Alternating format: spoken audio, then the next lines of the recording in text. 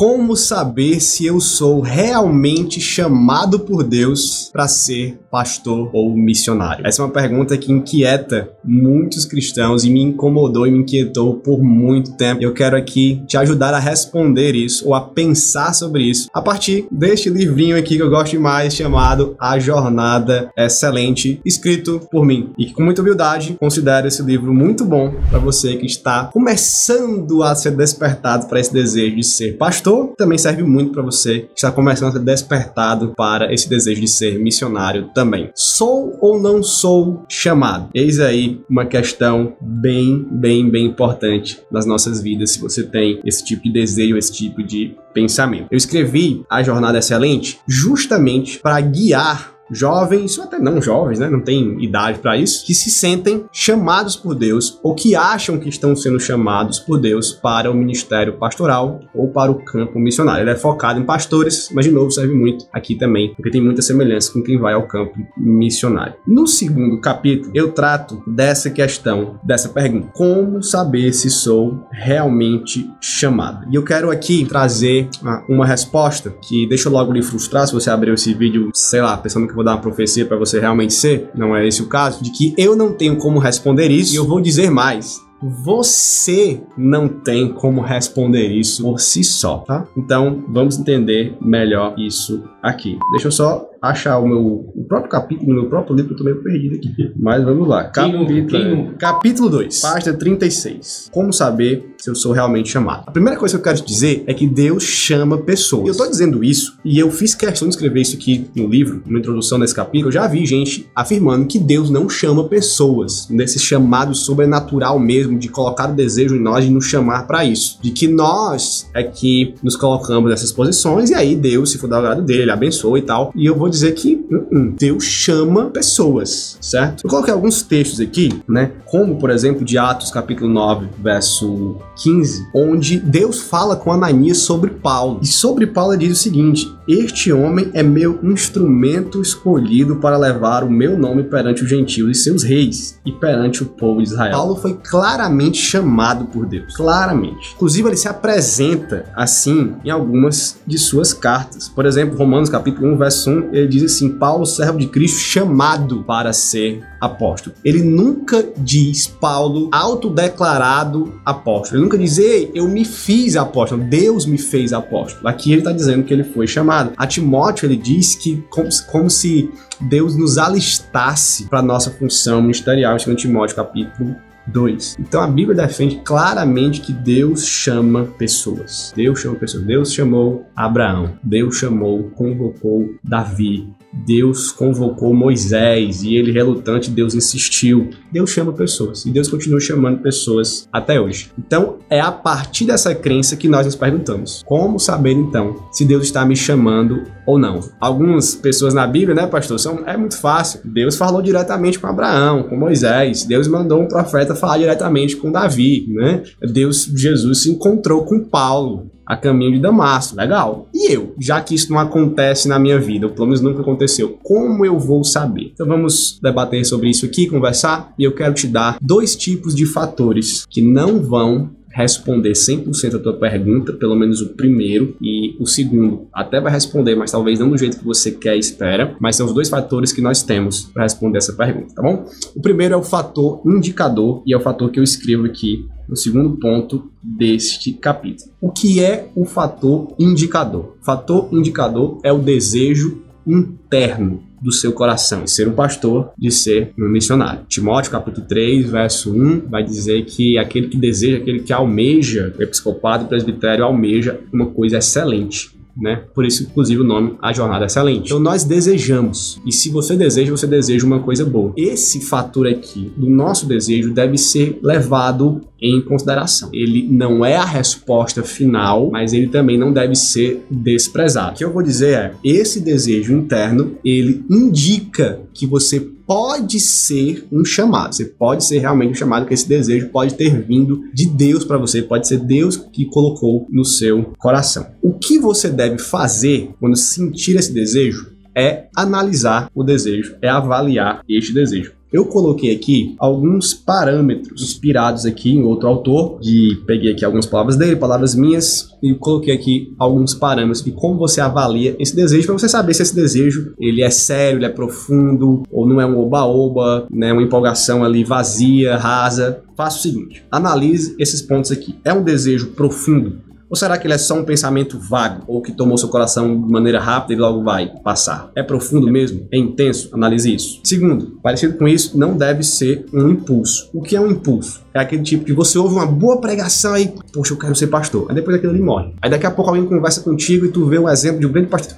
Eu quero ser pastor. Eu creio que esse é um desejo que, claro, ele nasce desses encontros que nós temos, ele é incentivado por esses encontros com a palavra, com algum outro pastor, com um missionário, mas ele é perene. Ele não é só que, olha só que bom, que legal seria se eu fosse pastor, depois você nunca mais pensa nisso, daqui a 2 anos alguém, aí tu, ixi, será que... Desejo verdadeiro é aquele desejo que tá ali, pelo menos, né, um pouco no seu coração, de maneira de constante, de perene. Lógico que a gente tem altos e baixos, eu falo sobre isso no livro aqui, nesses períodos que a gente tá mais frio, mais quente para isso, mas é um desejo ali, ó, constante. Terceiro, pense nos melhores momentos da sua vida e nos piores momentos e se certifique que o seu desejo pelo pastorado, pelo ministério, né, missionário, não esteja sempre ligado aos momentos ruins da sua vida, porque isso pode acontecer. Ah, eu perdi o emprego. E será que eu posso ser um pastor missionário? Ah, eu não consegui casar. Será que eu posso ser um missionário? Vou ficar solteiro? Ah, aconteceu isso aqui no meu emprego, não aguento mais trabalhar com isso, eu vou ser pastor. Cuidado para que você não esteja apenas querendo suprir um momento ruim de fracasso da sua vida, buscando o ministério pastoral. Isso é uma tentação. Você tem também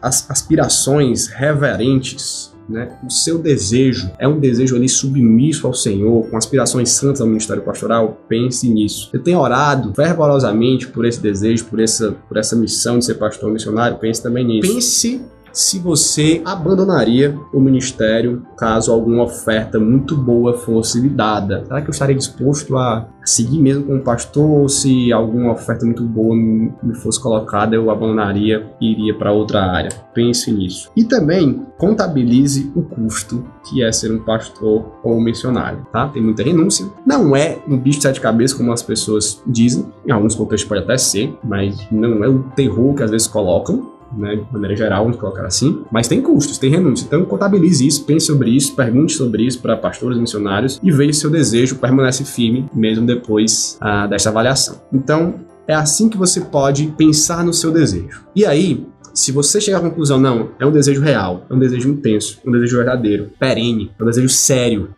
eu estou sentindo esse grande desejo de ser pastor, ou de ser missionário. Então nós vamos para o outro fator, que é o fator que eu vou chamar de fator confirmador. Sabe o que é o fator confirmador? É a decisão externa, não mais interna em você, mas externa a você, da liderança de uma igreja local, que vai olhar para o candidato ao ministério, para aquele que aspira e vai dizer, esse é alguém que está dentro dos requisitos da palavra de Deus e que nós temos visto um perfil nele e que nós temos acreditado nele, portanto, vamos ordená-lo ou enviá-lo. Esse é o fator que vai confirmar o seu chamado ao ministério pastoral como missionário. Em Atos, capítulo 1, verso 15, né, nós temos Pedro se levantando aqui naquele grupo ali, daquela igreja primitiva, e ele diz, olha, é necessário que nós escolhamos aqui algumas pessoas, dentre os homens que estiveram conosco, que nós precisamos escolher e levantar alguém para ser aqui mais um dos apóstolos, né? E nós, então, vemos ali que a igreja vai selecionar um grupo de homens e dentro daquele grupo de homens vai escolher um para ser então ali ordenado aquele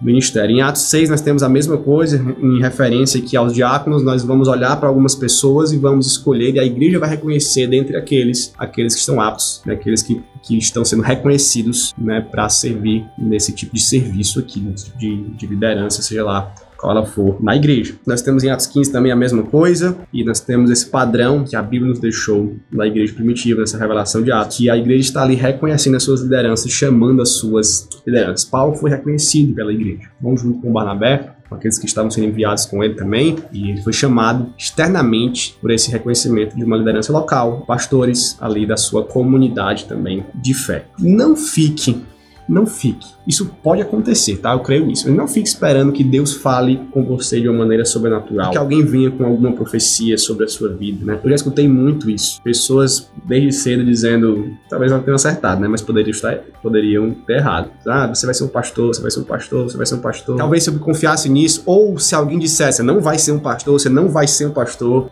Ixi, agora, Deus não quer que eu seja um pastor. A grande sacada é que nós não vamos ter a resposta final até que essa resposta final venha por uma igreja local. Ou ela nunca vai vir, que aí você vai perceber que você não foi chamado realmente. Mas esse é o padrão que Deus deixou para nós e é assim que eu creio que nós somos reconhecidos como pastores ou missionários. Tenho muita dificuldade com quem se faz pastor, com quem se faz missionário, porque entende que, se eu desejo você, então, não preciso de reconhecimento nenhum, de apoio de igreja nenhum, de liderança nenhuma. Não é isso que eu vejo, tá, no Novo Testamento, e não é isso que eu vejo como boa prática no cristianismo histórico. Nós precisamos de reconhecimento, tá, de pastores mais experientes, de igrejas, de comunidades.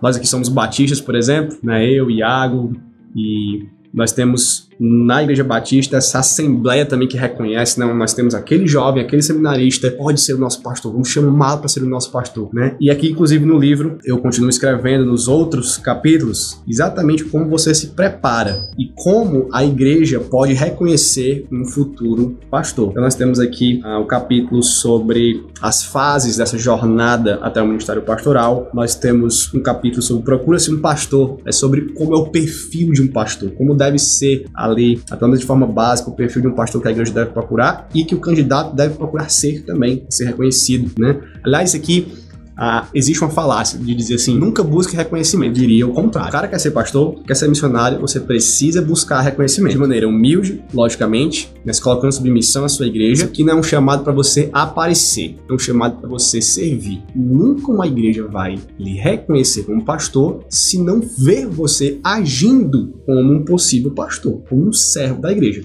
É por isso que eu digo, busque o reconhecimento. Ele pode nunca vir, mas busque no sentido de eu vou servir a minha igreja e se Deus permitir, se Deus tiver me chamado, a igreja vai reconhecer isso, né? Mas ficar parado não vai ter reconhecimento nenhum. Então nós temos aqui também um capítulo 5 que fala sobre como entrar no seminário, como estudar no seminário. O capítulo 6 é sobre pregação, sobre como aprender a pregar e como pregar. Temos o capítulo 7 que é sobre o casamento. Essa é uma questão muito importante, né? Se você vai casar, isso é muito, muito delicado para o seu futuro ministerial. E nós temos um último capítulo sobre santidade na vida do candidato, na vida do pastor. Aqui tem algumas entrevistas com alguns pastores que eu coloquei aqui, sobre como eles foram chamados, como eles descobriram, como eles foram reconhecidos. Enfim, é um livro bem interessante para você que está no início dessa jornada, com esse desejo, com essa dúvida sobre ser chamado ou não. Espero que tenha te ajudado, espero que esse conteúdo aqui faça diferente aí na forma como você vai lidar com essas questões, na forma como você vai responder na sua mente essa questão e lidar aí com as pessoas, com o que elas falam, com o reconhecimento que vem, não vem. Tá? Eu levei 10 anos para ter essa resposta, exatamente 10 anos. Você pode levar menos, você pode levar mais, você pode levar o mesmo tempo. Deus age diferente em cada um desses chamados. Então é isso que eu queria que você ficasse no seu coração hoje. E recomendo aqui para você comprar Jornada Excelente. O link está aqui na descrição. E na descrição desse vídeo está também o link para você conhecer e assinar o Clube Review.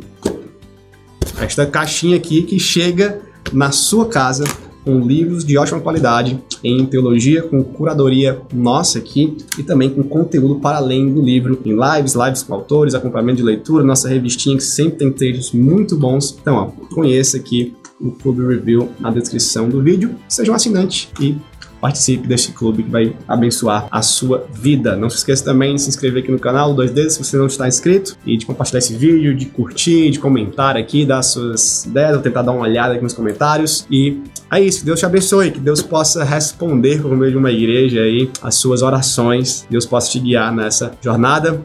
Vou ficando por aqui, a gente se vê nos próximos vídeos. Valeu!